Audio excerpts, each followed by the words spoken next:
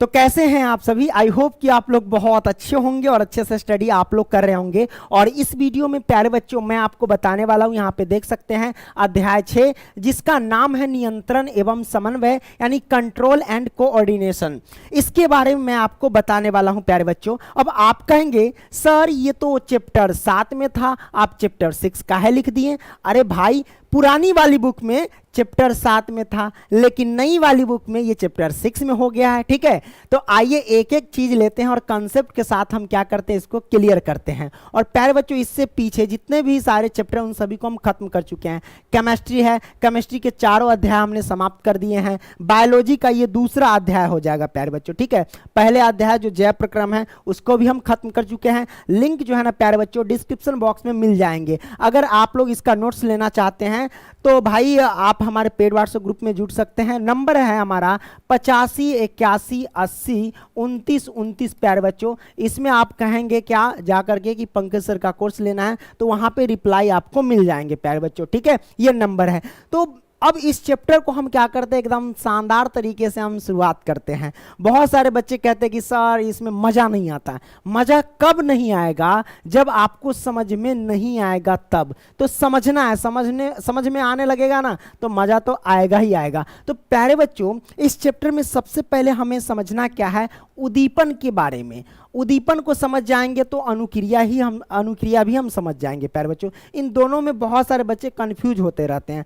तो आइए हम समझ लेते हैं। देखिए उद्दीपन हम कहते किसे हैं प्यारे बच्चों, तो हमने यहाँ पे लिखा कि पर्यावरण में हो रहे परिवर्तन को ही हम क्या कहते हैं, उद्दीपन कहते हैं। पर्यावरण में चेंजिंग को ही हम क्या कहते हैं प्यारे बच्चों, उद्दीपन कहते हैं। तो उद्दीपन के प्रति हम लोग क्या कहते हैं, यहां पे लिख लो कि जिसके अनुरूप क्या करता है, सजीव अनुक्रिया करते हैं। ठीक है, कहने का मतलब यह हुआ कि पर्यावरण में चेंज हो गया यानी पर्यावरण में हो रहे परिवर्तन और उसके अनुरूप हम लोग क्या करते हैं, अनुक्रिया करते हैं। नहीं समझ में आया, अब समझ में आएगा। उदाहरण जैसे कि ठंड आ गया, तो ठंड में हम लोग क्या व्यवस्था करते हैं। ठंड क्या है, एक उद्दीपन है प्यारे बच्चों। ये पर्यावरण में चेंज है, क्योंकि पर्यावरण में चेंज को ही हम क्या कहते हैं, उद्दीपन कहते हैं। ठीक है, तो जैसे ठंड हो गया, ये पर्यावरण में चेंज हो गया। जैसे ही ठंडी आया तो हम लोग क्या करते हैं, जैकेट का व्यवस्था कर लेते हैं, चलो जैकेट चढ़ा लेते हैं या फिर हीटर लगा लेते हैं। लगाते हैं कि नहीं लगाते हैं। तो हमने क्या किया कि उद्दीपन के प्रति हमने क्या किया, कोई ना कोई एक्शन लिया, यानी कोई ना सजीव जो होंगे वो कोई ना कोई अनुक्रिया करेंगे। ठीक है प्यारे बच्चों, ओके, ये बात आपने समझ में आया है। जैसे गर्मी आ गया, चलो पंखा उंखा लगा लेते हैं, एसी लगा लेते हैं, है ना।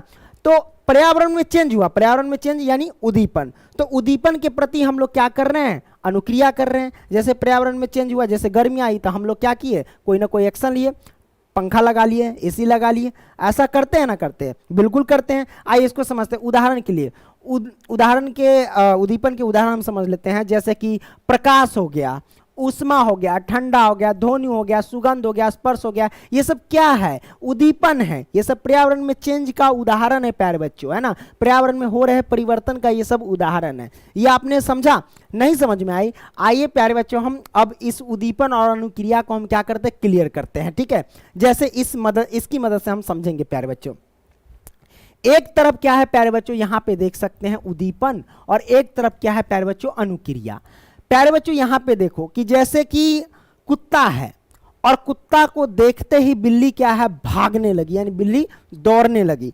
तो अगर मैं आपसे, कोई भी आपसे पूछे कि भाई कुत्ता को देख करके बिल्ली भागने लगी, तो यहां बताओ कि कुत्ता क्या है और बिल्ली क्या है, कौन अनुक्रिया है, कौन उद्दीपन है प्यारे बच्चों। तो ये जो हमारे पास है कुत्ता क्या है प्यारे बच्चों, ये उद्दीपन है। और इसको देख करके बिल्ली तुरंत एक्शन लिया, तुरंत अनुक्रिया किया, यानी बिल्ली दौड़ने लगी। तो बिल्ली का दौड़ना क्या हुआ प्यारे बच्चों, अनुक्रिया हुई, है ना। क्या हुई, अनुक्रिया हुई। और कुत्ता जो था बेटा ये क्या हुआ, उद्दीपन हुआ। नहीं समझ में आई, आइए समझते हैं एक और से। यहां पे देखो प्यारे बच्चों, गर्म लोहा है, यानी किसी गर्म चीज को छूते ही हाथ का हट जाना, यानी तुरंत एक्शन लेना। ठीक है प्यारे बच्चों, तो यहां पे देखिए जैसे गर्म लोहा, तो ये क्या है, एक उद्दीपन है प्यारे बच्चों। ये पर्यावरण में चेंजिंग का ये उदाहरण है प्यारे बच्चों। ठीक है, तो पर्यावरण में हो रहे ये सब, देखो पर्यावरण में हो रहे परिवर्तन का ही ये सब उदाहरण है प्यारे बच्चों। ठीक है, इस बात को ध्यान रखना। तो जैसे कि गर्म लोहा मैंने लिया, जैसे ही गर्म लोहा होता है, हाथ जैसे ही सटा पीछे आ जाता है कि नहीं आ जाता है, तो भाई उद्दीपन के प्रति इधर हम क्या कर रहे हैं, अनुक्रिया कर, यानी हाथ का हट जाना, ये सब क्या है, अनुक्रिया है, कोई ना कोई एक्शन है प्यारे बच्चों। तो आपने समझ लिया कि अनुक्रिया क्या है, उद्दीपन क्या है। जैसे कि श्रवण, श्रवण का मतलब होता है सुनना प्यारे बच्चों। मैंने आपको आवाज दिया, मैंने आपको कहा, श्रवण यानी सुनना। चलो मैं जल्दी से लाइक करो, कमेंट करो, या फिर कहते लाइक करो, तो लाइक करो। यहां पे हमने क्या किया, श्रवण यानी हमने आपको आवाज दिया, तो यहां पे आपने सुना। तो सुनना क्या है प्यारे बच्चों, ये उद्दीपन है। सुनना क्या है, ये कान से सुने ना, तो सुनना क्या है, उद्दीपन है। और सुनने के बाद आपने एक्शन लिया कि हमें लाइक करना है कि नहीं करना है। आपका मन है मारेंगे, एक चाट खिंचिए लेंगे, है ना, गाले लाल कर देंगे, हम क्या लाइक करेंगे, ऐसे बोल दिया, तो तुमने कोई ना कोई एक्शन लिया, तो वो हुआ अनुक्रिया, है ना। और ये जो आपने सुना, हमने कोई चीज बोला और आपने सुना, वो सुनना क्या हुआ प्यारे बच्चों, उद्दीपन हुआ। क्लियर। तो हमने आपको कहा कि भाई आप कमेंट कर दो, लाइक कर दो, तो आपने कान से सुना और सुनने के बाद कहा ठीक है चलो हम क्या करते हैं प्यारे बच्चों, लाइक कर देते हैं। मतलब आपने कहा कि हम चलिए सर जी हम लाइक कर देते हैं, लाइक कर देते हैं। तो आपने देखा, कंफर्म किया आंख से देख करके कि हाँ मैंने लाइक कर दिया, कंफर्म किया, है ना। तो वो सब क्या हुआ, अनुक्रिया हुआ। ठीक है, सुनना आपका उद्दीपन हुआ और आपने एक्शन लिया, जो लाइक किया वो आपका क्या हुआ, अनुक्रिया हुआ प्यारे बच्चों। जैसे कि ठंड आ गया, अब ठंड में कोई ना कोई आपने एक्शन लिया, है ना, या ठंड में ठंड लगा आपको, फिर आपका एक्शन कपकपाने लगे, है ना, तो वो अनुक्रिया हुआ। या फिर ठंड आया तो आपने हीटर लगा लिया, कोई ना कोई काम किया, उसके प्रति एक्शन लिया, तो वो अनुक्रिया हो गया। बात समझ में आई, कोई दिक्कत प्यारे बच्चों उद्दीपन और अनुक्रिया में, कोई दिक्कत हुआ, नहीं दिक्कत हुआ प्यारे बच्चों। तो आपने समझा कि उद्दीपन किसे कहते हैं, तो पर्यावरण में हो रहे परिवर्तन को ही हम क्या कहते हैं, उद्दीपन कहते हैं, और उसके प्रति हम क्या करते हैं, अनुक्रिया करते हैं, यानी कोई ना कोई एक्शन लेते हैं प्यारे बच्चों। आपने ये समझा।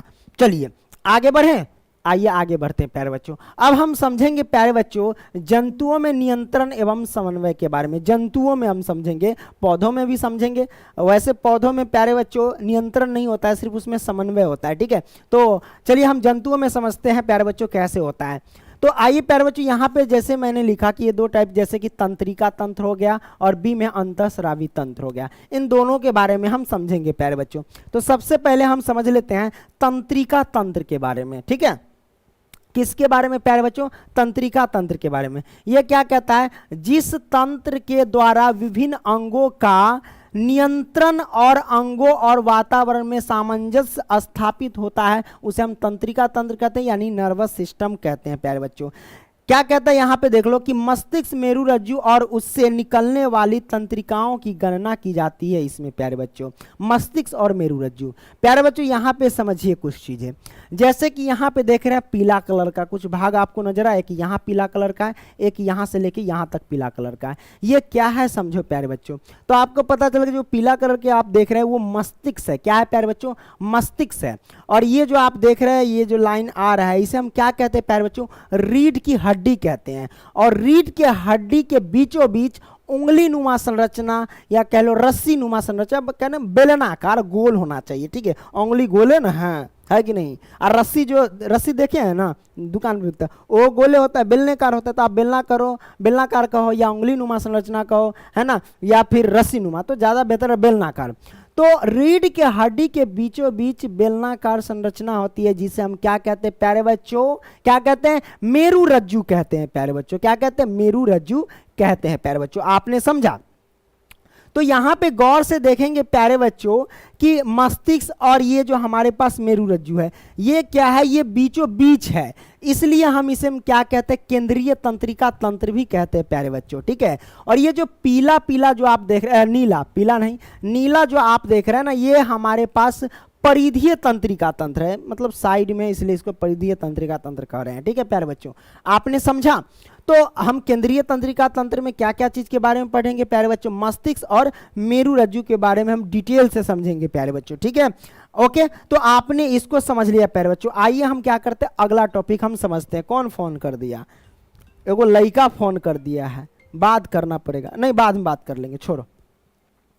यहां पे हम क्या करते हैं प्यारे बच्चों, ये हमारे पास क्या है, तंत्रिका कोशिका यानी न्यूरॉन। प्यारे बच्चों न्यूरॉन, तंत्रिका कोशिका को हम न्यूरॉन भी कहते हैं, इंग्लिश में कह लो कोई दिक्कत नहीं है। तो तंत्रिका कोशिका यानी न्यूरॉन क्या कहता है कि यह तंत्रिका तंत्र की संरचनात्मक एवं क्रियात्मक इकाई है। कहने का मतलब ये समझो प्यारे बच्चों कि संरचनात्मक का मतलब क्या होता है और क्रियात्मक का मतलब क्या होता है। देखो प्यारे बच्चों यहाँ पे एक टॉपिक क्या है, तंत्रिका तंत्र यानी न्यूरॉन। तंत्रिका तंत्र यानी न्यूरॉन, यह तंत्रिका तंत्र की, कहने का मतलब जो प्यारे बच्चों ये जो आप देख रहे हैं तंत्रिका तंत्र जो है वो तंत्रिका कोशिका जो है वो तंत्रिका तंत्र की क्या है, संरचनात्मक एवं क्रियात्मक इकाई है। इसका मतलब ये हुआ प्यारे बच्चों कि ये जो तंत्रिका तंत्र है ना वो तंत्रिका कोशिका से मिलकर के बना हुआ है, ठीक है। और तंत्रिका कोशिका ही इसमें क्या करते हैं, कार्य करते हैं, क्योंकि यहाँ कहता है कि रचनात्मक यानी संरचनात्मक एवं क्रियात्मक इकाई है। संरचनात्मक का मतलब ही होता है कि उससे मिलकर के बना है, और क्रियात्मक का मतलब है कि वही उसमें कार्य करता है। प्यारे बच्चों ये आपने क्लियर कर लिया? हाँ भाई क्लियर कर लिया। यहाँ पे कुछ दिया गया है कि पर्यावरण से सभी सूचना तंत्रिका तंत्र तक पहुंचती है कैसे। अच्छा, पर्यावरण से जो भी सूचना होती है प्यारे बच्चों तो तंत्रिका तंत्र तक पहुंचती कैसे है। प्यारे बच्चों आपके मन में ये सवाल आएगा, कैसे पहुंचती है ना। तो कैसे पहुंचती है प्यारे बच्चों, तो ज्ञान इंद्रियां के द्वारा पहुंचती है। अब आप कहोगे सर ज्ञान इंद्रियां कौन है? अरे भाई आंख है, नाक है, जीभ है, त्वचा है, ये सब क्या है प्यारे बच्चों, ज्ञान इंद्रियां ही तो है। क्या है ये सब? ज्ञान इंद्रियां हैं। तो आप कहेंगे सर ज्ञान इंद्रियां से सूचना कैसे जाती है, तो ज्ञान इंद्रियां में क्या होता है, विशिष्ट प्रकार के ग्राही पाए जाते हैं, उसकी मदद से चला जाता है। आइए मैं आपको बताता हूं प्यारे बच्चों, ठीक है। ज्ञान इंद्रियां द्वारा, तो ज्ञान इंद्रियों में तंत्रिका कोशिका के विशिष्ट सिरे होते हैं जिसे हम क्या कहते हैं प्यारे बच्चों, ग्राही कहते हैं। ज्ञान इंद्रियों में क्या कहते हैं प्यारे बच्चों, तंत्रिका तंत्र की, किसकी, तंत्रिका तंत्र की विशिष्टकृत सिरे होते हैं जिसे हम क्या कहते हैं प्यारे बच्चों, ग्राही कहते हैं। जैसे कि हमारे पास यहाँ पे 5 ज्ञान इंद्रिया है, कौन कौन है, आंख है, कान है, जीभ है, नाक है, त्वचा है, ये सब क्या है प्यारे बच्चों, ज्ञान इंद्रियां हैं। और इन सभी ज्ञान इंद्रियों में क्या पाया जाता है, ग्राही पाया जाता है, जिसकी मदद से सूचना यानी आवेग को भेजा जाता है प्यारे बच्चों, ठीक है। ओके यहां पे सुनिए, जैसे कि आंख में कौन सा ग्राही पाया जाता है, प्रकाश ग्राही। ऑब्जेक्टिव में क्लियर करना प्यारे बच्चों, आपसे मैं पूछूंगा कि आंख में कौन सा ग्राही पाया जाता है, तो आप कहना सर प्रकाश ग्राही पाया जाता है, ठीक है। जो क्या करता है प्यारे बच्चों, दृष्टि के लिए यानी देखने के लिए मददगार होता है, ठीक है। कान में क्या होता है प्यारे बच्चों, श्रवण ग्राही होता है। क्या होता है, श्रवण। श्रवण का मतलब ही होता है सुनना प्यारे बच्चों, ठीक है। तो कान में कौन सा ग्राही होता है, श्रवण ग्राही होता है, जो सुनने के लिए उपयोग में लाया जाता है। जीभ में कौन सा ग्राही होता है प्यारे बच्चों, तो जीभ में होता है रस संवेदी ग्राही होता है, जो स्वाद के लिए यानी स्वाद का पता लगाता है, ठीक है प्यारे बच्चों। नाक में होता है घ्राण ग्राही। नाक, ये देखो ये जो ग्राही है नाक वाला थोड़ा सा ज्यादा फेमस है। नाक में कौन सा ग्राही पाया जाता है, तो आप कहेंगे प्यारे बच्चों घ्राण ग्राही पाया जाता है। कौन सा ग्राही, घ्राण ग्राही पाया जाता है, ठीक है, जो क्या करता है, सूंघने के लिए यूज होता है प्यारे बच्चों, ठीक है। अच्छा त्वचा में क्या होता है, त्वचा में होता है स्पर्श ग्राही।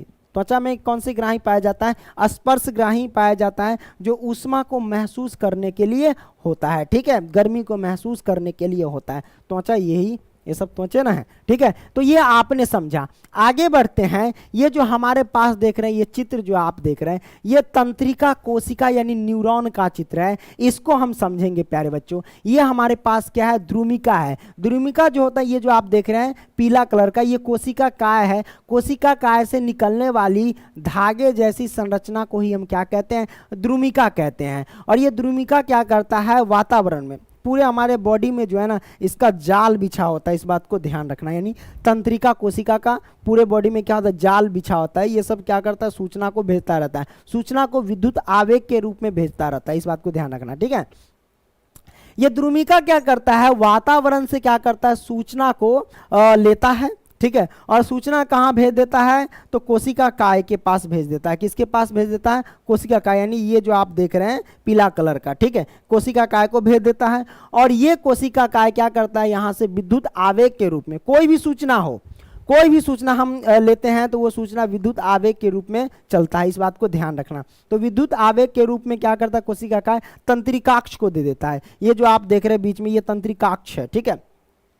अब तंत्रिकाक्ष क्या करता है, तंत्रिकाक्ष क्या करता है, दूसरे तंत्रिका कोशिका के द्रुमिका को दे देता है। ऐसा एक और आगे हम समझाते हैं आपको, यहां पे समझो प्यारे बच्चों। देखो सबसे पहले द्रुमिका को समझते, क्या है द्रुमिका। द्रुमिका किसे कहते हैं प्यारे बच्चों, तो कोशिका काय से निकलने वाली, देखो ये कोशिका का पीला कलर का, ठीक है, तो कोशिका काय से निकलने वाली धागे जैसी संरचना को क्या कहते हैं, द्रुमिका कहते हैं, जो सूचना प्राप्त करता है। ये क्या करता है, उद्दीपन से सूचना प्राप्त करता है प्यारे बच्चों, इस बात को ध्यान रखना, ठीक है। तो ये सूचना प्राप्त करता है। अब हम बात करते हैं किसके बारे में, कोशिका काय के बारे में। कोशिका काय क्या करता है, तो प्राप्त की गई सूचना विद्युत आवेग के रूप में चलती है। कहने का मतलब कोशिका काय जो होता है, ये जो द्रुमिका सूचना प्राप्त किया, सूचना प्राप्त करने के बाद ये कोशिका काय को दिया, तो कोशिका काय क्या किया कि प्राप्त की गई जो सूचना, यानी जो सूचना इसने प्राप्त किया उसे क्या किया, विद्युत आवेग के रूप में तंत्रिकाक्ष को दे दिया। क्या दे दिया, तंत्रिकाक्ष को दे दिया। अब तंत्रिकाक्ष क्या किया, तंत्रिकाक्ष को हेक्सॉन भी बोलते हैं, इस बात को ध्यान रखना। तंत्रिकाक्ष को क्या बोलते हैं प्यारे बच्चों, तो हेक्सॉन भी बोलते हैं, ओके। तो यहां तंत्रिकाक्ष ने क्या किया, यह सूचना को विद्युत आवेग को कोशिका काय से दूसरी न्यूरॉन की द्रुमिका तक पहुंचा देती है। कहने का मतलब जैसा कि आप देख रहे हैं, यह भी न्यूरॉन का चित्र है, यानी कोशिका कोशिका कह रहे हैं, है ना। तो प्यारे बच्चों ये जो हमारे पास इसका न्यूरॉन का चित्र है, ये भी हमारे पास क्या है, न्यूरॉन का चित्र है। क्या है, ये भी न्यूरॉन का चित्र है प्यारे बच्चों। तो आप देख रहे हैं क्या कहता है कि यह सूचना को विद्युत आवेग को कोशिका काय से, ये देखो कोशिका काय से, यानी ये जो आप देख रहे हैं कोशिका काय से दूसरी न्यूरॉन की द्रुमिका तक पहुंचाती है। दूसरी न्यूरॉन, यानी ये जो आप देख रहे हैं दूसरा न्यूरॉन का ये चित्र है प्यारे बच्चों, तो दूसरी न्यूरॉन तक पहुंचाता है। कहने का मतलब ये इसकी द्रुमिका को दे देता है, क्योंकि हमारे बॉडी में ऐसी संरचना तो पूरा फैला हुआ है ना। तो ये क्या करते हैं, ये सूचना प्राप्त करके दूसरे को भी दे देता है, फिर ये करेगा क्या, अगले को देगा। इस तरीके से सूचना पहुंचती है प्यारे बच्चों, इस बात को ध्यान रखना, ठीक है। तो ये आपने समझ लिया, और कुछ नहीं ना बचा, है ना। तो चलिए ये आपने समझ लिया ना, तंत्रिका कोशिका के बारे में आपने समझ लिया, यानी न्यूरॉन के बारे में समझ लिया, है ना। ओके, कोई दिक्कत नहीं। अच्छा प्यारे बच्चों, आप जो देख रहे हैं ना प्यारे बच्चों, ये जो आप देख रहे हैं, ये हमारे पास दो न्यूरॉन है ना।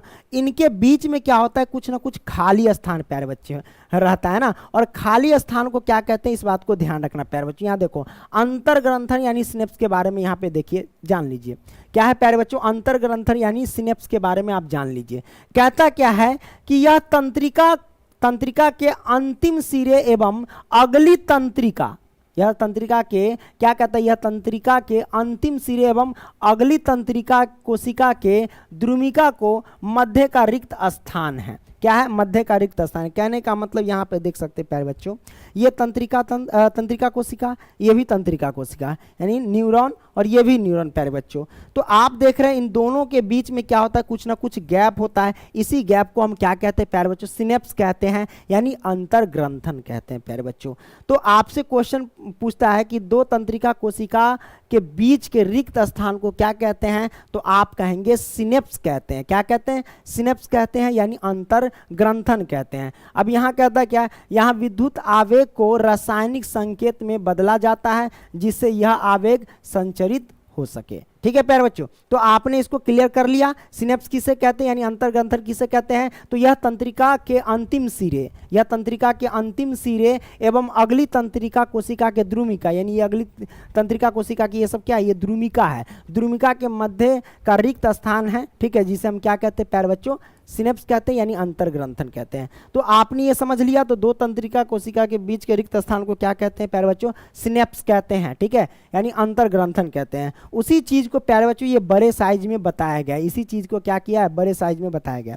जैसे कि आप देख रहे हैं प्यारे बच्चों, ये हमारे पास क्या है, ये नॉर्मल सेल है। क्या ये नॉर्मल सेल है, यानी नॉर्मल कोशिका है प्यारे बच्चों, ठीक है।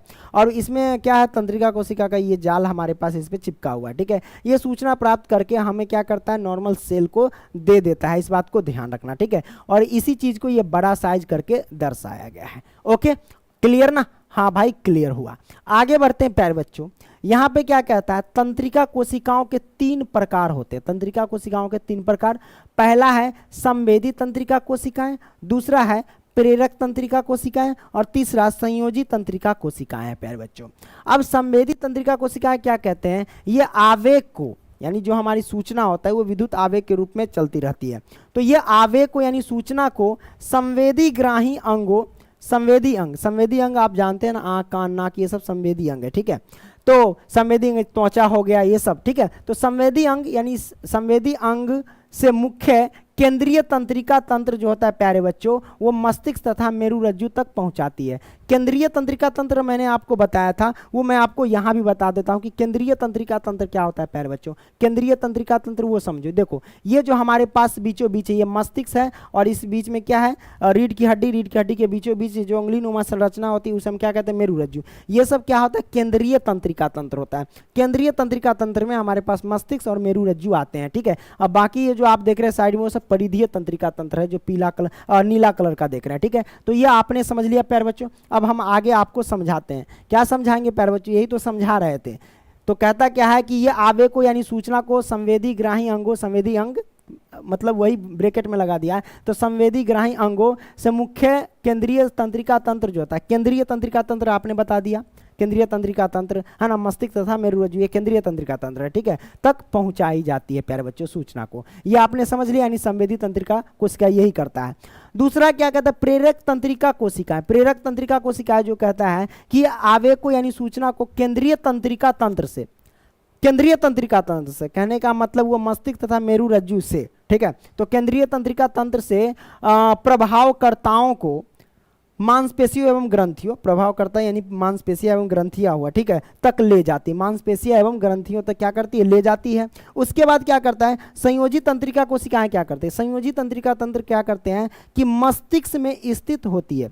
ये संयोजी तंत्रिका तंत्र कहाँ स्थित होते हैं, मस्तिष्क में स्थित होती है, जो संवेदी तथा प्रेरक तंत्रिका कोशिकाओं को जोड़ती है प्यारे बच्चों, क्या करती है, जोड़ती है। ओके, तो आपने ये समझ लिया। आपको कोई भी पूछे कि संवेदी तंत्रिका कोशिका का क्या काम है, तो आप कहना कि ये मस्तिष्क में तो उपस्थित होती है, लेकिन ये क्या करता है, संवेदी तंत्रिका, संवेदी तथा प्रेरक तंत्रिका, संवेदी तंत्रिका तथा प्रेरक तंत्रिका कोशिका को क्या करती है, जोड़ती है प्यारे बच्चों। आपने ये क्लियर किया, हाँ भाई क्लियर कर लिया। आगे बढ़े, चलो आगे बढ़ते हैं। आगे क्या हम समझेंगे, प्रतिवर्ती क्रिया, ओके, और प्रतिवर्ती चाप।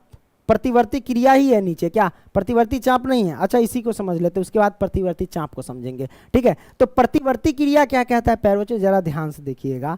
कहता है कि किसी उद्दीपन के प्रति, उद्दीपन आप समझ रहे पर्यावरण में चेंजिंग, ठीक है, तो किसी उद्दीपन के प्रति तेज व अचानक की गई अनुक्रिया को हम क्या कहते हैं, प्रतिवर्ती क्रिया कहते हैं।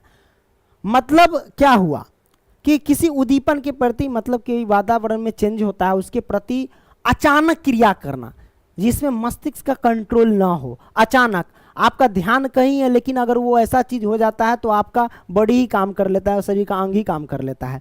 जैसे कि गर्म पद ऐसे ऐसे चल रहा है, कोई लोहा सटा दे फट से पीछे आ जाएगा, ऐसे जा रहा है जैसे जा रहे हैं, कोई गर्म लोहा सटा दे फटाक से हाथ पीछे आ जाएगा प्यारे बच्चों, है ना, फटाक से हाथ क्या होगा, पीछे आ जाएगा। वो सूचना मस्तिष्क तक जाएगा ही नहीं, क्योंकि अगर वो सटा है और सूचना मस्तिष्क को भेज देगा, फिर मस्तिष्क सोचेगा इतना में तो फिर हाथ तो जल ही जाएगा, है ना।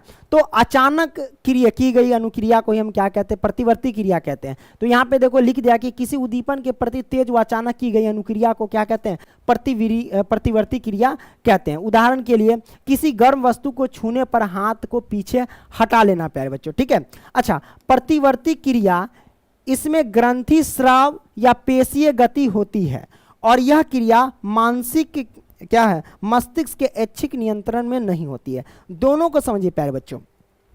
सबसे पहले ये तो ये आपने समझ लिया कि प्रतिवर्ती क्रिया क्या है, कि तेज व अचानक की गई अनुक्रिया को हम क्या कहते हैं, प्रतिवर्ती क्रिया कहते हैं प्यारे बच्चों, ठीक है। और प्रतिवर्ती क्रिया में क्या होता है प्यारे बच्चों, ग्रंथीय स्राव भी होता है और पेशीय गति भी होता है, दोनों होता है प्यारे बच्चों। दोनों को उदाहरण लेकर के हम समझेंगे।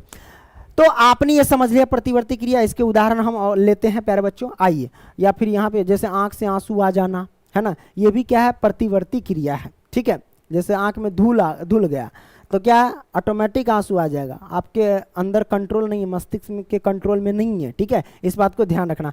ठंड खूब लग जाएगा तो कपाने करने लगोगे, है ना, तो वो सब मस्तिष्क से कंट्रोल में नहीं है, ठीक है। तो आपने इसको समझ लिया, ओके। तो आइए अब हम समझते हैं ग्रंथीय स्राव और पेशीय गति को समझते हैं। आइए प्यारे बच्चों इसके मदद से हम समझते हैं ग्रंथीय स्राव या पेशीय गति के उदाहरण को हम समझ लेते हैं। ये सारे के सारे कौन सी क्रिया है, जो भी है ग्रंथीय स्राव और पेशीय गति कौन सी क्रिया है, तो याद रखना प्रतिवर्ती क्रिया है। ठीक है, क्या प्रतिवर्ती क्रिया है, उसी के ये दो भाग है, इसको हम समझ लेते हैं।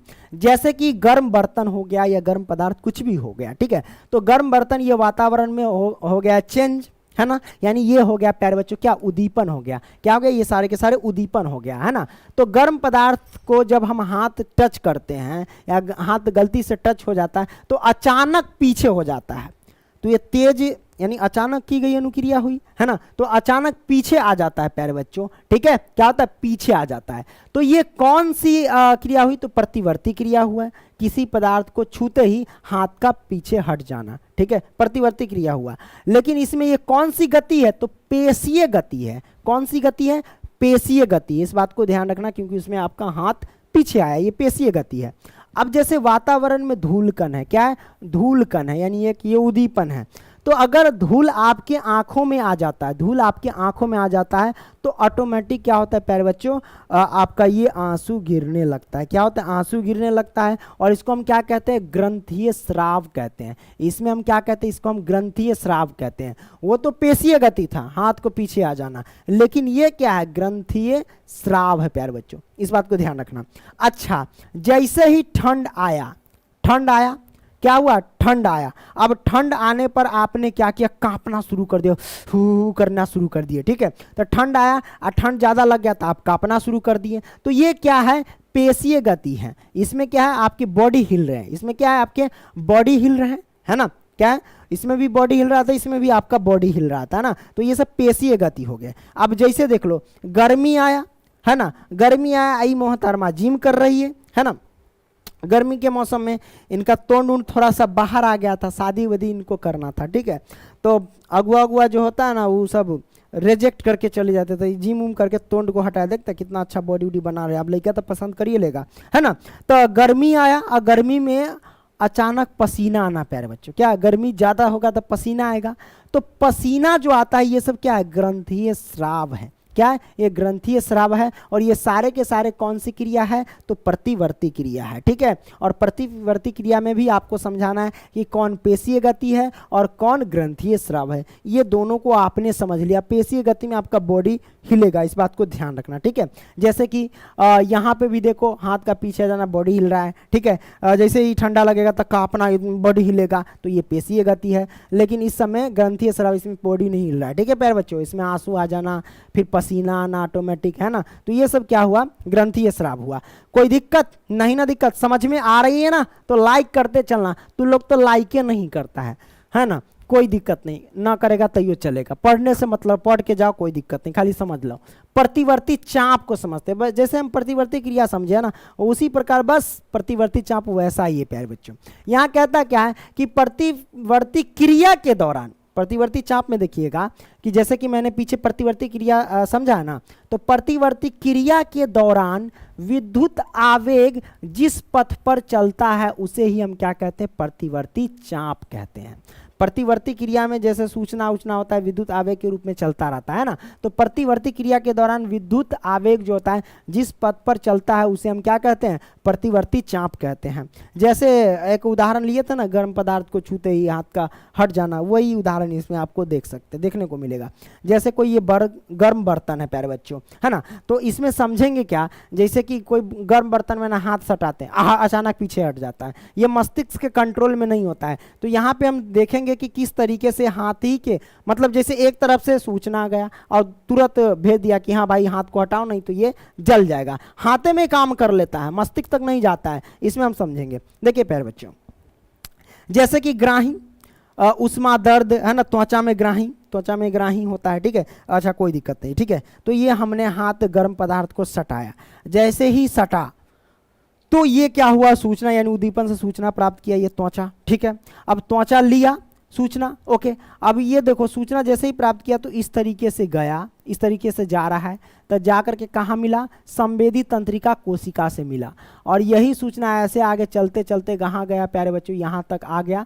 देखो इधर हमारे पास क्या है, मेरु रज्जु है, इधर चला जाएगा मस्तिष्क के लिए संदेश, लेकिन मस्तिष्क को ये संदेश नहीं भेजता है, ये इधर से ही लौट जाता है। ठीक है, इधर से ही लौट जाता है, यानी प्रतिसारण से होते हुए प्यारे बच्चों ये कहाँ जाता है, प्रेरक तंत्रिकाओं में। देखिए इधर से गया सूचना, इधर से रिटर्न आया और पहुंच गया हैंड के पास, यानी हाथ के पास, कार्यकारी भुजा पेशी के पास, है ना। और कहा सूचना है, कल जल्दी हटा, तो ये हट जा, फट दे, तो इतना ही देर में ये तुरंत हो गया हाथ में काम। लेकिन अगर मस्तिष्क को भेज देगा तो मस्तिष्क सोचेगा क्या सटा नहीं सटा, तब जाके कहे हटा रहे हाथ, तब तक में तो जलिए जाएगा, है ना। तो ये सब ऑटोमेटिक हो जाता है प्यारे बच्चों, इस बात को ध्यान रखना। ठीक है, क्लियर ना, आपने समझ लिया, हाँ भाई समझ लिया। आगे बढ़ते हैं, आगे बढ़ते हैं। अब इसी चीज को थोड़ा सा इस रूप में जैसे ये समझे है ना, इसी चीज को इस डायग्राम में समझते हैं। जैसे कि उद्दीपन, पर्यावरण में चेंज, जैसे कि हमने ले लिया ऊष्मा उद्दीपन के जगह पे, है ना। तो ऊष्मा लिया, अब ऊष्मा ये ग्राही अंग जो त्वचा है, त्वचा हमारा स्किन है, ठीक है। तो ऊष्मा और ये हमारे पास त्वचा, त्वचा जैसे ही सटा मेरु रज्जु के पास गया। अब मेरु रज्जु क्या किया, मेरु रज्जु क्या किया भाई, मस्तिष्क को नहीं भेजा, ये सूचना मस्तिष्क को नहीं भेजा। ये देखो पीठ के पीछे रीढ़ की हड्डी होती है, क्या होता है, रीढ़ की हड्डी होती है, और रीढ़ की हड्डी के बीचों बीच उंगली नुमा संरचना होती है जिसे मेरु रज्जु कहते हैं। और मेरु रज्जु क्या करता है, मस्तिष्क को भी संदेश भेजता है, ठीक है। लेकिन उस स्थिति में मस्तिष्क को ये संदेश नहीं भेजा प्यारे बच्चों, ठीक है, मस्तिष्क को संदेश नहीं भेजा। ये मेरु रज्जु डायरेक्ट क्या किया, पेशी अंग यानी कार्यकारी अंग को दिया। किसको अंग दिया, पेशी अंग यानी कार्यकारी अंग को दे दिया, और अनुक्रिया हाथ जो होता है वो अचानक से पीछे हट गया। वही चीज ना हम समझाएं कि अगर ये मेरु रज्जु इधर नहीं देता, ये मस्तिष्क को कहता है ले भाई तू समझ क्या है, क्या छुआ नहीं छुआ, मस्तिष्क को पता चलता कि काथी छुए ना छुए, तब तक तो भाई कहानी खत्म हो जाता है। जैसे ही हाथ होता है ना या पैर होता है, ये सब क्या है, त्वचा है ना। तो जैसे ही अगर ऐसे ऐसे चल रहा है, सपवा हाथ में आ गया, जिससे ठंडा लगता अचानक से हट जाएगा पीछे, है ना, क्या होगा, अचानक सा पीछे हट जाएगा। अब मस्तिष्क जब तक सोचेगा तब तक तो वो सपवा आके डंग के मार लेगा, खटाक से कट दिया, है ना। इसीलिए कभी कभी चलते रहे पैर पड़ गया तो फटाक से पैर है ना हट जाता है ना, देख लो इतना तेजी क्रिया हो जाता है। ओके, आगे बढ़ते हैं। ये तो आपने समझ लिए, है ना। हेलो हेलो, हाँ हेलो, ठीक है, पानी पी ले, पानी पी लेते हैं।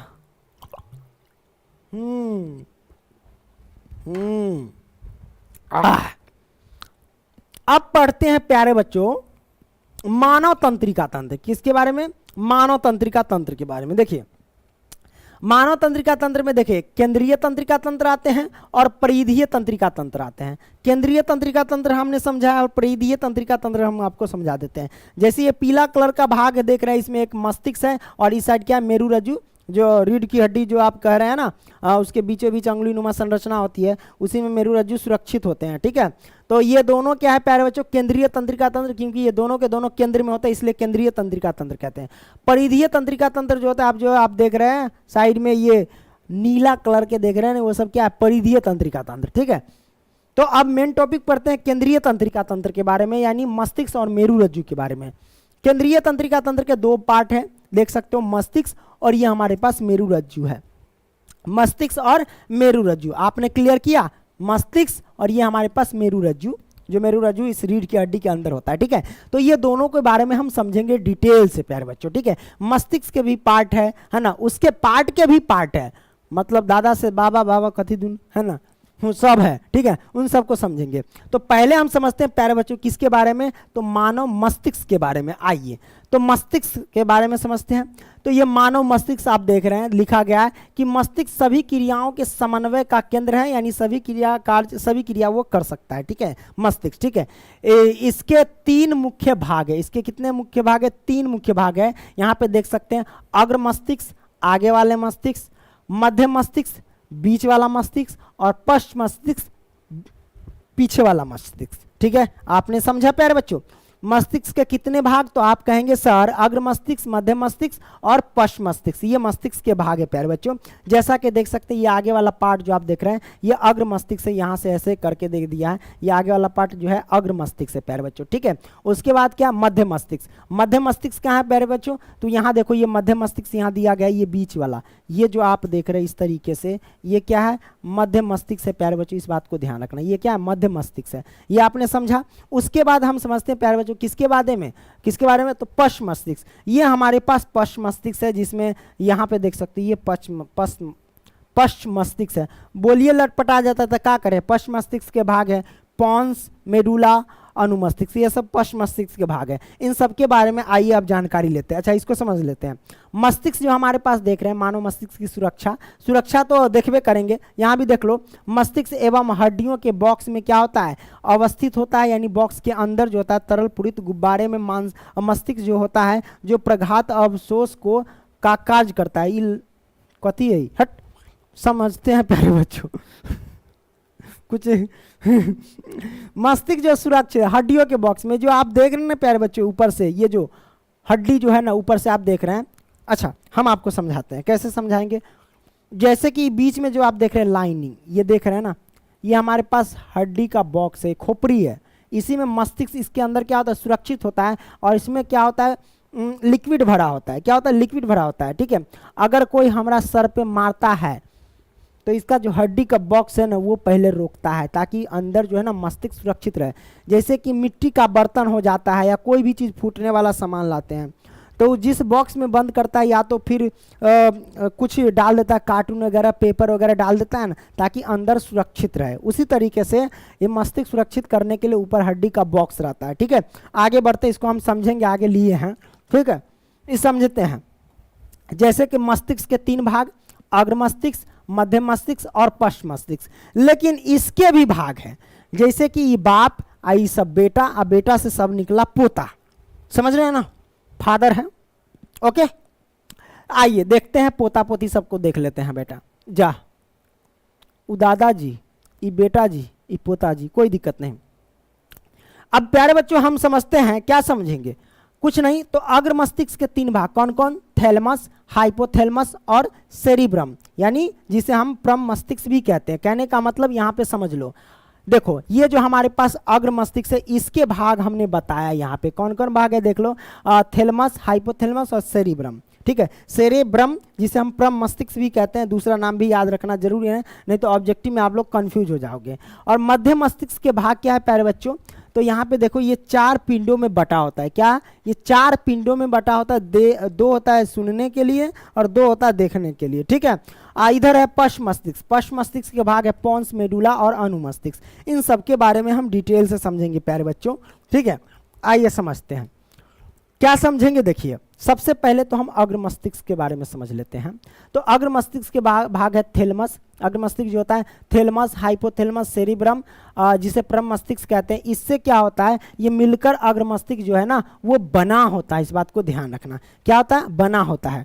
तब यहाँ समझेंगे, सबसे पहले अग्र मस्तिष्क तो हमने देखा कि 3 भाग से मिलकर के बना होता है। अब थैलेमस का क्या कार्य है, हाइपोथैलेमस, सेरिब्रम का क्या कार्य है, इसके बारे में हम समझेंगे प्यारे बच्चों, ठीक है। तो आइए समझते हैं, यहाँ पे देख सकते हैं प्यारे बच्चों, सेरेब्रम यानी प्रम मस्तिष्क के बारे में हम समझते हैं। क्या हमने लिखा कि मानव मस्तिष्क का सबसे बड़ा भाग जो है ना सेरेब्रम है, यानी प्रम मस्तिष्क है, ठीक है। तो मानव मस्तिष्क का आपसे पूछेगा कि सबसे बड़ा भाग कौन है प्यारे बच्चों, तो आप कहेंगे सेरेब्रम यानी प्रम मस्तिष्क है। सेरेब्रम यानी प्रम मस्तिष्क है, इस बात को ध्यान रखना, ठीक है। ये मानसिक यानी दिमागी, ठीक है। तो ये मानसिक यानी दिमागी काम, जैसे सोचना हो गया, तर्क करना हो गया, है ना, तर्क करना हो गया, योजना बनाना हो गया, याद रखना हो गया, आदि कौन करता है प्यारे बच्चों, तो सेरेब्रम करता है, यानी प्रम मस्तिष्क करता है।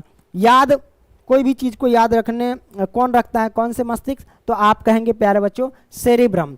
हो सकता है सेरेब्रम ऑप्शन में ना दे दे, आपको कहे अग्र मस्तिष्क ऑप्शन में दिया, तो अग्र मस्तिष्क पे टिक मारना। क्यों, क्योंकि अग्र मस्तिष्क के ही तो भाग है सेरेब्रम। बहुत सारे एग्जाम में या ऑब्जेक्टिव क्वेश्चन पूछता है, सूचना को याद रखता है या किसी भी चीज को याद रखता है, कौन रखता है, मस्तिष्क से भाग दे देते हैं। हो सकता है कि सेरिब्रम ना दे, अग्र मस्तिष्क दे दे, तो आप समझ जाएंगे अरे भाई सेरिब्रम यानी प्रम मस्तिष्क तो अग्र मस्तिष्क के ही तो भाग है, तो अग्र मस्तिष्क पे टिक लगाना, क्या दिक्कत है ना। तो आपने ये समझ लिया, ठीक है। सेरिब्रम का क्या काम है जो आपने समझ लिया, ये दिमाग का सबसे बड़ा भाग है, मैंने लिख दिया कि मानव मस्तिष्क का सबसे बड़ा भाग जो है ना सेरिब्रम है यानी प्रम मस्तिष्क है, ठीक है, होता है। यह मानसिक दिमागी यानी काम जैसे सोचना हो गया, तर्क करना हो गया, है ना, योजना बनाना यानी रणनीति बनाना, ठीक है, याद रखना, ये सब काम करता है। ओके, है ना। इलायची खा रहे थे इसलिए फेंक दिया, मुंह में पानी आ रहा था खाते खाते, इसलिए। हाइपोथैलेमस के बारे में जान लेते हैं। यह क्या करता है, भूख, प्यास, निंद्रा, ताप, थकान ईटीसी का ज्ञान करवाता है। इन सब की जानकारी हमें देती है कौन, हाइपोथैलेमस। तोरा भूख लग गया, हाइपोथैलेमस इंडिकेट कर देता है, ठीक है। तोरा नींद आ रहा है, प्यास लग रहा है, जल्दी जल्दी पानी पी, ये सब इंडिकेट कौन करता है, हाइपोथैलेमस करता है। ये आपने समझा, हाँ भाई आपने समझ लिया। आगे बढ़ते हैं, आगे देखते हैं। मध्य मस्तिष्क, मध्य मस्तिष्क क्या है, यह 4 पिंडों में बटा होता है जिसके नाम क्या है, कार्पोस क्वाड्रिजेमिन, ये एक ही नाम है, इस बात को ध्यान रखना। ये 4 पिंडों में बटा होता है जिसका नाम क्या है, कार्पोस क्वाड्रिजेमिन, ठीक है। ओके, 2 सुनने के लिए और 2 देखने के लिए, खाने के लिए नहीं, देखने के लिए। ये आपने समझा, हाँ भाई समझ लिया। अब हम समझते हैं पश्च मस्तिष्क के बारे में। पश्च मस्तिष्क जो होता है ना, पोन्स, मेडुला, अनुमस्तिष्क, है ना, यह पश्च मस्तिष्क के क्या है प्यारे बच्चों, भाग है। क्या ये पश्च मस्तिष्क के भाग है। ओके, इन सभी के बारे में जान लेते हैं। सबसे पहले अनुमस्तिष्क के बारे में जान लेते हैं। अनुमस्तिष्क क्या करता है, शरीर का संतुलन बना के रखता है। शरीर का संतुलन जो प्यारे बच्चों, ये पश्च मस्तिष्क जो होता है ना, इसी पे यानी पीछे वाले भाग में होता है, ठीक है। ये शरीर का संतुलन बना के रखता है। अगर देखिएगा, अगर पीछे वाले दिमाग में अगर कोई कस के मार दिया ना, तो संतुलन शरीर का बिगड़ जाता है। क्या होता है, बिगड़ जाता है, अजीब चक्कर उक्कर सब आने लगता है ना। ओके, तो भाई कहना मतलब पीछे मत मारना, ये इधर छोटा दिमाग होता है, मारने का नहीं। हाँ, नाना पाटेकर किसी मूवी में बोलते हैं, है ना। तो अनुमस्तिष्क आपने अनुमस्तिष्क शरीर की सबसे शरीर की स्थिति तथा संतुलन बनाए रखता है और ऐच्छिक क्रियाओं की परिशुद्धि करता है, जैसे पेन उठाना। ऐच्छिक क्रिया, अच्छा क्रिया समझ लो, ऐच्छिक क्रिया किसे कहते हैं और अनैच्छिक क्रिया किसे कहते हैं, इसे समझना आपके लिए बहुत जरूरी होता है प्यारे बच्चों। हेलो, हाँ, तो ऐच्छिक क्रिया जो अपनी इच्छाओं से कर सकता है, यानी जिसका कंट्रोल मस्तिष्क में हो। हमारा मन है पेन उठाना, ये ऐच्छिक क्रिया है। हमारा मन है कि वीडियो नहीं बनाना, ये ऐच्छिक क्रिया है प्यारे बच्चों, यानी ये मस्तिष्क के कंट्रोल में है। अब अनैच्छिक क्रिया किसे कहते हैं, अनैच्छिक क्रिया उसे कहते हैं जो आपके कंट्रोल में नहीं होता है। अनैच्छिक क्रिया किसे कहते हैं, जिसे आप जो आपके कंट्रोल में नहीं होता है, ठीक है, आपके दिमाग में कंट्रोल में नहीं होता है। कोई भी चीज़ देखिएगा अचानक हो जाएगा, जैसे कि किसी कोई पसंदीदा, जैसे अचार का नाम ले लो, मुंह में पानी आ गया ना, है ना, तो ये अचानक हो गया, ये आपके कंट्रोल में नहीं है, ठीक है। दिल का धड़कना, ये आपके कंट्रोल में नहीं है, अनैच्छिक क्रिया है, ठीक है। आपने समझा, हाँ भाई आपने समझ लिया। ओके, चलिए आगे बढ़ते हैं अच्छी क्रिया अनैच्छिक क्रिया के बारे में, ये समझ लिया। मेडुला के बारे में समझते हैं। मेडुला क्या है कि ये क्या करता है, अनैच्छिक कार्यों का नियंत्रण, जैसे रक्तचाप हो गया, वमन हो गया, ईटीसी हो गया, इन सब का करता है, ठीक है। मेडुला ये क्या है, मेडुला अनैच्छिक कार्यों का नियंत्रण करता है, जिसमें दिमाग का कोई कंट्रोल यानी अपनी इच्छाओं से नहीं कर सकते हैं, ठीक है। तो मेडुला अनैच्छिक कार्यों का नियंत्रण है, जैसे कि रक्तचाप हो गया, वमन हो गया, आदि हो गया, ठीक है। पोन्स, पोन्स क्या, अनैच्छिक क्रियाओं, पोन्स भी क्या करता है, अनैच्छिक क्रियाओं का ही काम करता है, ठीक है। जैसे कि श्वसन का नियंत्रण करना, ये क्या है, पोन्स का काम है, ठीक है। श्वसन का कंट्रोल करना, ये पोन्स का काम है। तो आपने इन सभी के बारे में समझा। अब समझेंगे क्या प्यारे बच्चे, वो मेरुरज्जु था ना, मेरुरज्जु क्या था, वो बेलनाकार जो होता है, रीढ़ के पीछे हड्डी होती है, उसमें उंगली नुमा संरचना होती है, यानी बेलनाकार संरचना होती है, वही मेरुरज्जु होता है। देखिए सबसे पहले समझ, मेरुरज्जु एक बेलनाकार संरचना है। मेरुरज्जु क्या है, एक बेलनाकार संरचना है। यह मेडुला ऑब्लांगेटा, वो जो मेडुला आप पढ़ रहे थे ना, पोन्स मेडुला, है ना, तो मेडुला कह लो या मेडुला पूरा नाम ऑब्लांगेटा कह लो, ठीक है।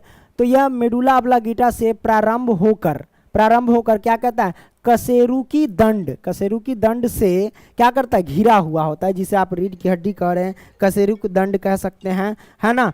ओके, हेलो, फोन रखिए, कनी काम कर रहे हैं कनी, हाँ ओके, ठीक है।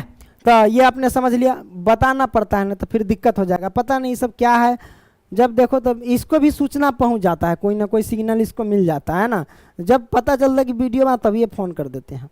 हद है यार, है ना।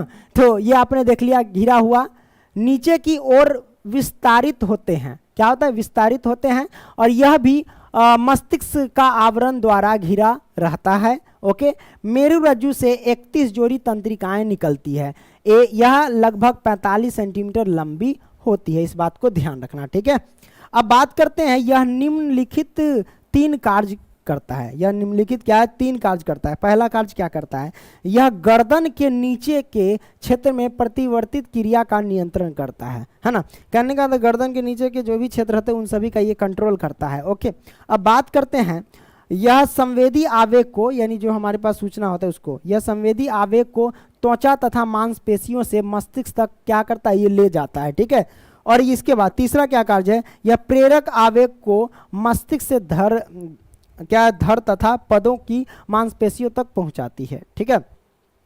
यह आपने समझा। आगे बढ़ते हैं, आगे क्या है प्यारे बच्चों, मस्तिष्क एवं मेरुरज्जु की सुरक्षा। जैसा कि हमने मस्तिष्क के बारे में पढ़ा, मेरुरज्जु के बारे में पढ़ा, अब इसकी सुरक्षा होनी जरूरी है ना।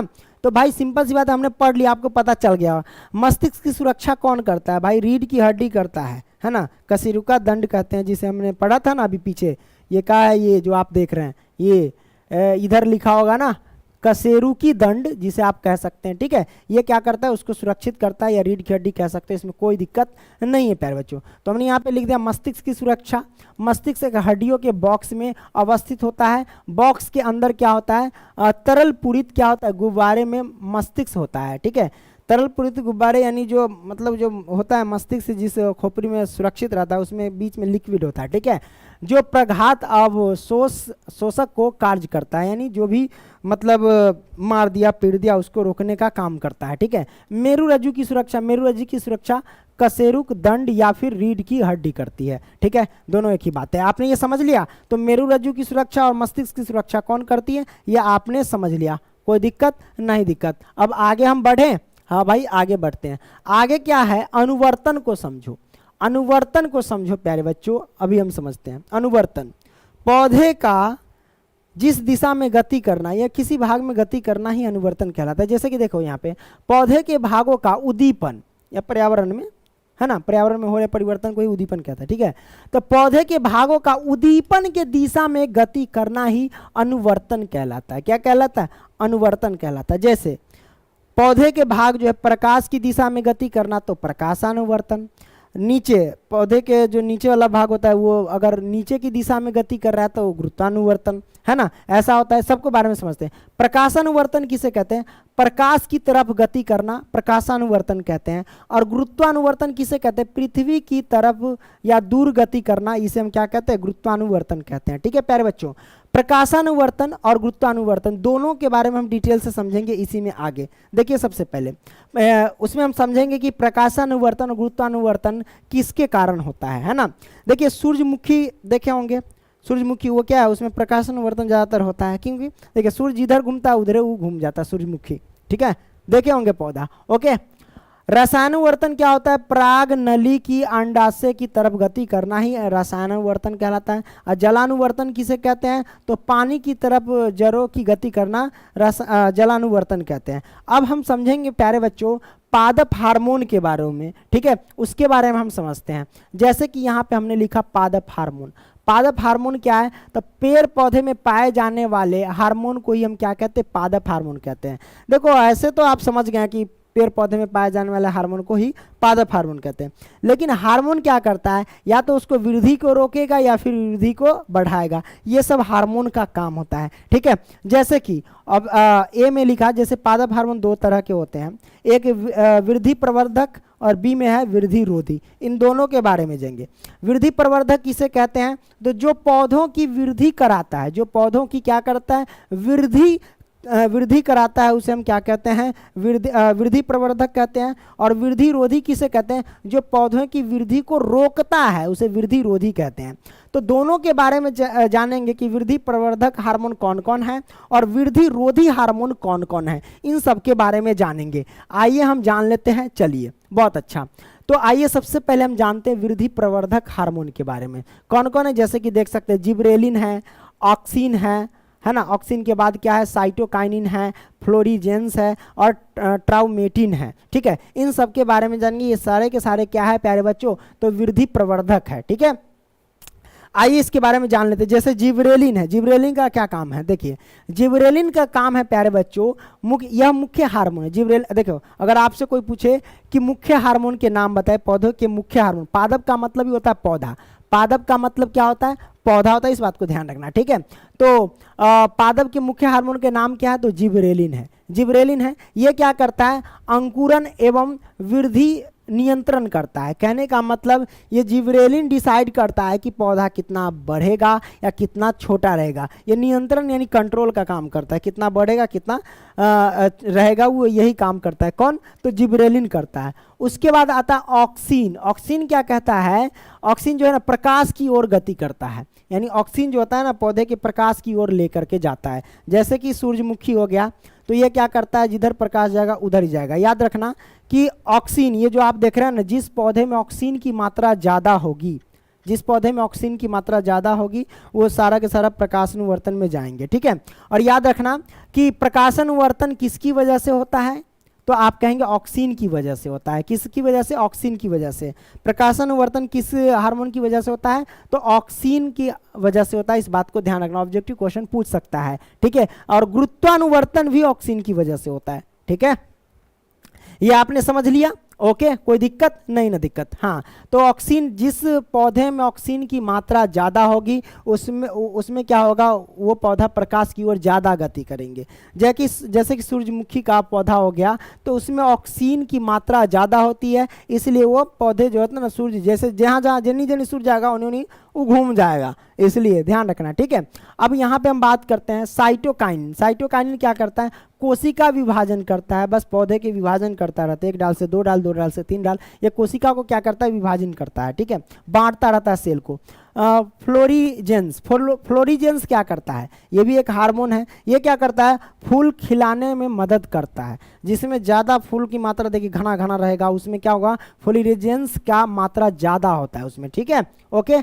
ट्राउमेटिन क्या करता है, ट्राउमेटिन जो करता है ना, पेड़ पौधे के घाव को भरते हैं। पेड़ पौधे के घाव को कौन भरते हैं, ट्राउमेटिन भरते हैं। जैसे कि गांव घर में देखिएगा, खुरपाती लड़का सब रहता है, एगो टेंगरी ले लेगा, हंसुआ ले लेगा, पगड़िया ले लेगा, ऐसे ऐसे मारते मारते, ऐसे ऐसे मारते मारते घूमते रहेगा ना, है ना, जाते रहेगा ऐसे ऐसे, बचपन में ऐसे ऐसे, है ना, एने खट ऐसे खट, एने खट मार दिया, है ना। तो भाई हम जो पेड़ पौधे को बिना मतलब के ना काट देते हैं, तो उसमें देखिएगा लस्सा, जिसको बोलते हैं गोंद की तरह लस्सा आ जाता है उसके ऊपर। हम लोग पतंग पहले उड़ाया करते थे ना, तो हम जब देखते थे चल बच्चा में कहते थे कि चलो लस्सा लेके आते हैं, है ना। कहने का मतलब ये है कि लस्सा से ना पतंग बड़ा बढ़िया से चिपक जाता था वो पेपर से, है ना। तो लस्सा कहाँ से लाते थे, वही पेड़ पौधा के जनी कटल है, तो कुछ दिन के बाद उसमें क्या आ जाता है, गोंद जैसा वो लस्सा आ जाता है, वो घाव होता है, उसको निकाल करके हम लोग क्या करते, चिपकाते थे। वो पेंटबो में लग जाता था। पेड़ पर जो चढ़ते थे ना, कहते चल पेड़ पर बैठे, अब उजर उजर पैंट सब पहन के चले जाते थे, अब बैठ जाते थे, वो चुतरा में लग जाता था, मतलब चुतरा में नहीं, मतलब पीछे वाला भाग वाला पैंट में लग जाता था, खराब हो जाता था पैंट। मम्मी आके धो देती थी, है ना। पता चल जाता था कि बस ये पेड़वा पे बैठल रहलक, कैला बैठले, हाथ टूट जाते तो कथी करते, है ना। तो ये आपने समझ लिए। आगे बढ़ते हैं प्यारे बच्चों, ये लो वृद्धि रोधी। वृद्धि रोधी जो वृद्धि को रोकता है ना, उसके बारे में हम जानते हैं। ये क्या करता है, एब्सिसिक अम्ल। देखिए वृद्धि रोधी कौन कौन अम्ल, एब्सिसिक अम्ल है और एथिलीन है। ठीक है, एब्सिसिक अम्ल को हो सकता है एब्सिसिक अम्ल पूरा ना दे ऑप्शन में, तो आप देखिएगा एबीए भी दिया होगा। एबीए दिया रहे तो आप समझ जाना कि हाँ वही एब्सिसिक अम्ल है। ये वृद्धि रोधी होता है। एब्सिसिक अम्ल क्या करता है, वृद्धि में, अंकुरन में, कोशिका विभाजन में, सब में ये रोकता है, ये विरोध उत्पन्न कर देता है, सब में ये रोकने का काम करता है एब्सिसिक अम्ल। ठीक है, रोकना भी जरूरी है, न तो पता चलेगा पौधा बहुत लंबा हो गया, काटने में भी दिक्कत हो जाएगा। ठीक है, एथिलीन C2H4, एथिलीन का सूत्र जो होता है C2H4 होता है, जो गैसीय फॉर्म में होता है। अब मैं आपसे ये पूछूंगा कि ऐसे पादप हार्मोन का नाम बताए जो गैसीय अवस्था में होता है, गैस के फॉर्म में होता है, तो वो आप कहेंगे एथिलीन होता है। एथिलीन हार्मोन जो होता है वो गैस के फॉर्म में होता है। पादप में पाए जाने वाला ऐसे हार्मोन का नाम बताए जो गैस के फॉर्म में होता है, तो आप कहेंगे एथिलीन, जिसका सूत्र होता है C2H4। C2H4 ऐसे लिख लेना, टाइपिंग में हो जाता है ऊंच नीच, ठीक है। तो ये गैस के फॉर्म में होता है। ये क्या करता है, फल पकाता है प्राकृतिक रूप से। कहने का मतलब जैसे आम उम लगा रहता है, लीची उची लगा रहता है, तो ये सब क्या होता है, ये पौधे में जो लगा रहता है फल, उसको पकाने का काम करता है। क्या करता है, ये पकाने का काम करता है। कौन, एथिलीन। और ये जो पकता है वो नेचुरल पकता है पेड़ पर, ठीक है, ये एथिलीन पकाता है। जैसे कि आप आम को तोड़ लीजिएगा, याद रखना कि एथिलीन जो गैस के फॉर्म में होता है वो पौधे के अंदर होता है, ठीक है। जैसे अमवा को तोड़ लीजिएगा, है ना, मान लेते हैं आप कार्बेट में रख दिए, पका लिए, ठीक है। देखिएगा बहुत आदमी सब कहते हैं ऊपर का दूध निकालना दही, गारना दही, न तो खाएगा तो मुंह में घाव हो जाएगा, लग जाएगा इधर उधर ना, घाव हो जाएगा, इसलिए कहता दूध निकाल कर, है ना। मतलब क्या निकाल भाई, जिसको बोलते हैं ना दूध के मात्रा में दूध निकाल इसका, है ना, हमको बहा, है ना, थोड़ा सा ऊपर के काट दे। काहे कहता है, क्योंकि उसमें क्या होता है, एथिलीन वो हट जाता है ना, तो एथिलीन मुंह में चला जाएगा ना तो गर्दन में गला भी बच जाएगा, और ऊपर से क्या होगा जानते हैं ना, अगर इधर उधर चला गया तो बस क्या हो जाएगा, घाव हो जाएगा।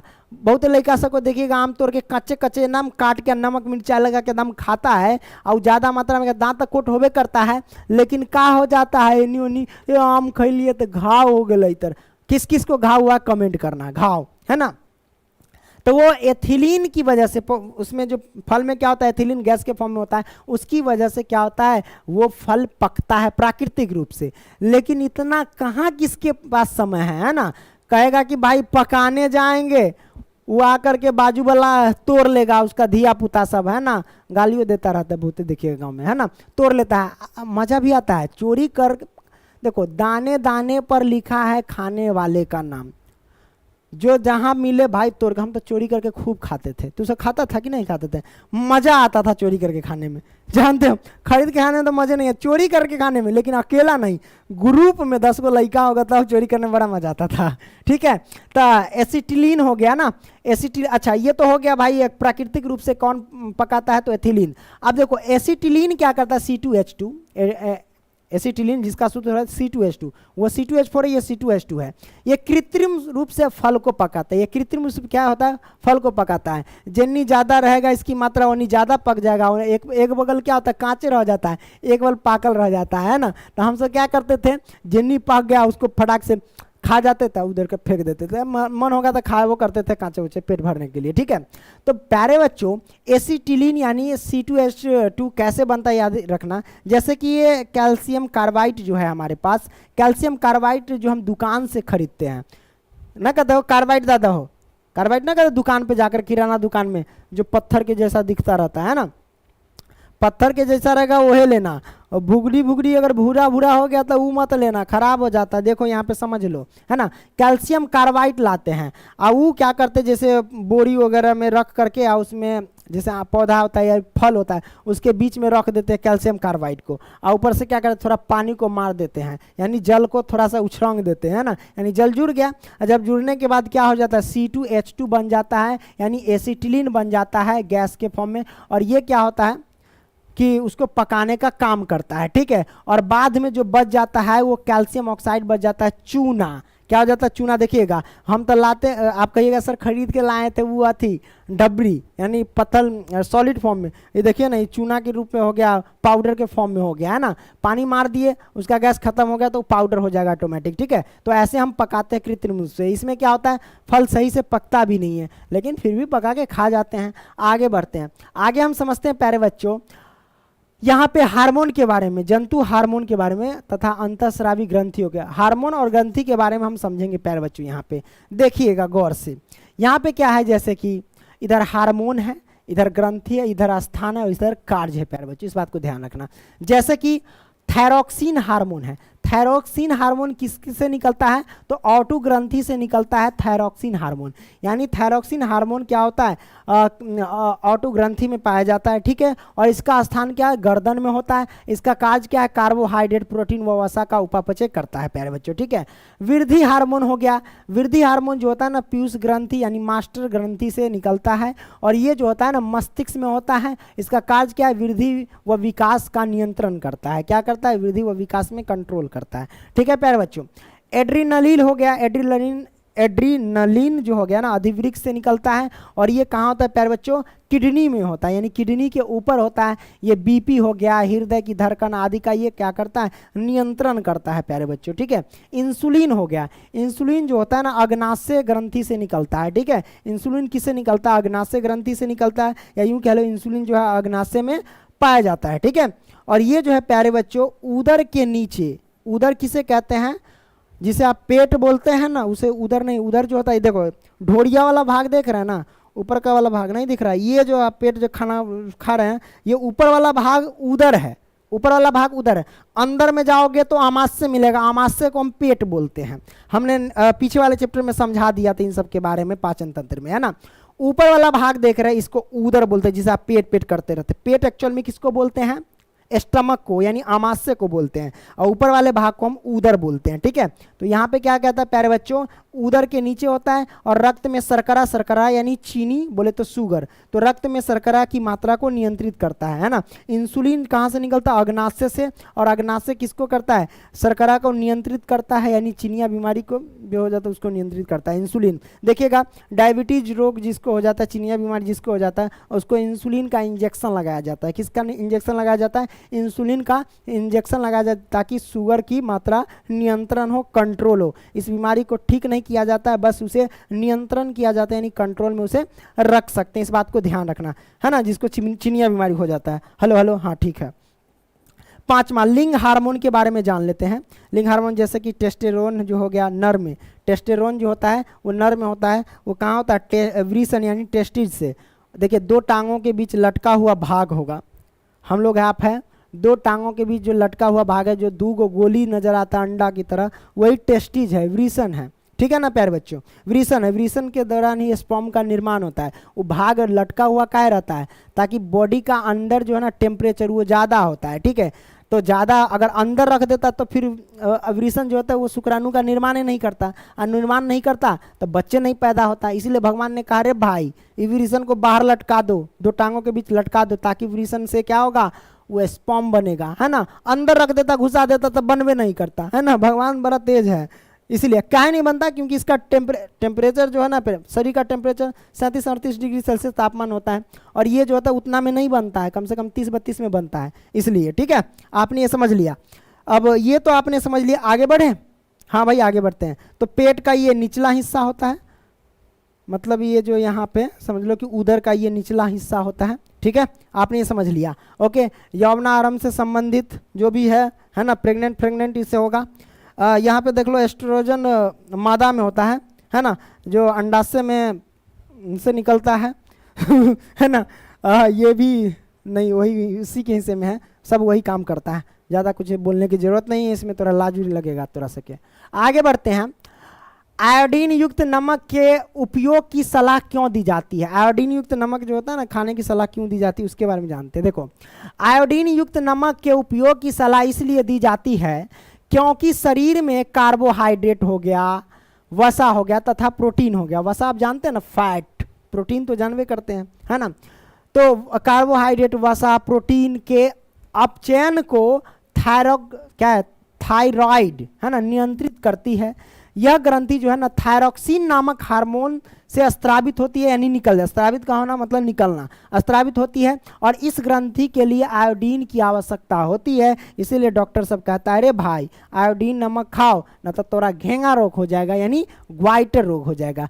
तो आयोडीन की कमी से कौन सा रोग होता है, घेंगा रोग, यानी ग्वाइटर रोग जो गर्दन पे उभर जाता है ना। इस बात को आपने समझ लिया, हाँ भाई आपने समझ लिया।